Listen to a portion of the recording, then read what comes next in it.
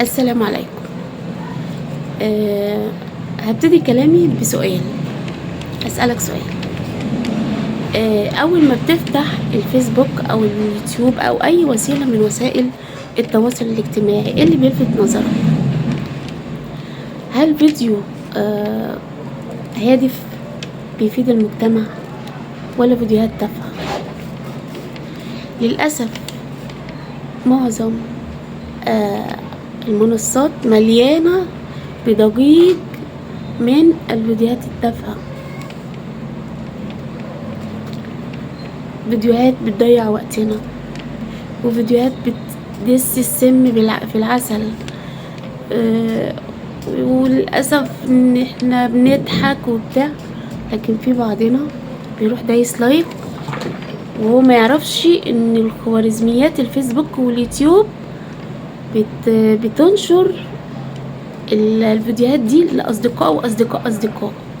آلاف بيشوف الفيديوهات دي بسبب لايك انت عملته على فيديو ملوش 30 لازمة. يعني انت بتشيل ذنبك وذنوب آلاف تانية بدون ما بتشعر، في حين لما بيقابلك فيديو فيه كلام توعوي، كلام هادف، كلام بيقرب الناس من ربنا، انت مش فاضي، انت عايز تضحك، عايز تهزر، عايز تتسلى وخلاص بتعديه. والفيديوهات دي للأسف بتتوه وسط الضجيج اللي على المنصات دي.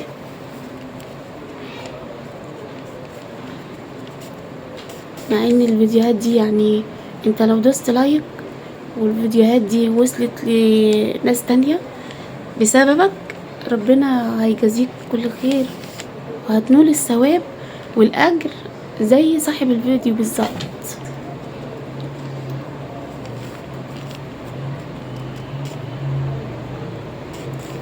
يعني بجد الواحد مستفز بسبب اللي بيشوفه.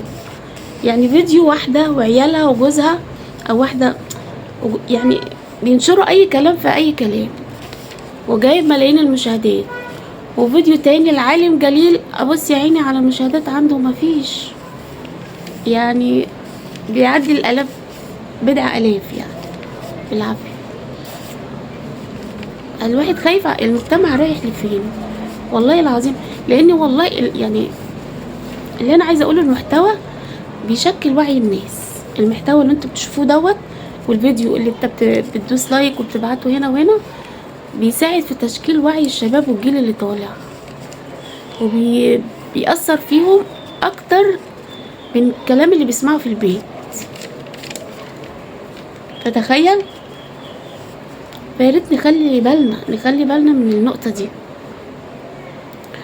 يعني انت مش هتتعب في حاجة، يعني انت ادعم الفيديو الهادف، ادعمه بلايك بشير بكومنت، حتى لو انت مش هتتفرج عليه بلايك منك هيروح لحد تاني محتاجه.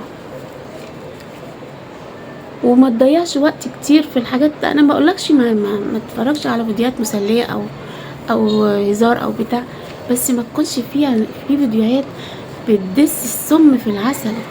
ناخد بالنا من النقطة دي عشان تضحك وبتاع ومش عارفة وتتسلى، بس بتشكل وعي عندك مش مطلوب من غير ما بتدرى. وننشر الخير، يعني قعدتنا على اليوتيوب والفيسبوك وننشر الخير، نخليها في الخير ونطلع من القعدة بان احنا يعني ربنا مدينا حسنات وراضي عننا. الرسول صلى الله عليه وسلم قال لك ايه؟ يعني الدل على الخير كفاعله. يعني انت لما فيديو يكون هادف وتنشره وتساعد في نشره، كأنك زي صاحب الفيديو بالظبط. بعدين في النهاية انا مش بتكلم على نفسي، انا عاملة القناة بتاعتي دي لو 10 هيشوفوها انا مبسوطة. انا عايزة اسيب اثر طيب، مش حكاية بقى ان انا مشاهدات ومشهورة والكلام ده، لا. انا بس بيصعب عليا ناس فيديوهات قيمة جدا جدا بتبقى جايبة مشاهدات قليلة، فيديوهات في منتهى التفاهة جايبة مشاهدات عالية. وده كله بسببنا بدون ما احنا ما بنشعر. فياريت تاخدوا بالكم من النقطة دي. في الاخر بقول اللهم ارنا الحق حقا وارزقنا اتباعه، وارنا الباطل باطلا وارزقنا اجتنابه. والسلام عليكم ورحمة الله وبركاته.